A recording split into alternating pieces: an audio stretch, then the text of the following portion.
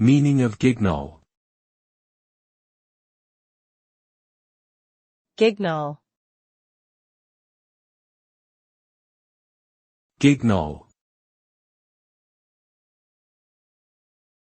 Guignol. Guignol. Guignol is a French term that refers to a type of puppet show traditionally performed in Lyon, France.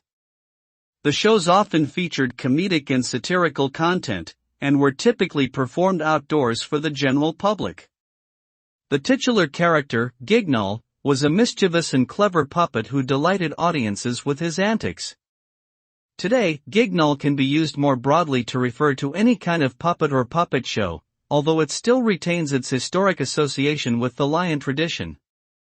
Overall, Guignol is a cultural touchstone of France and a beloved form of entertainment enjoyed by many.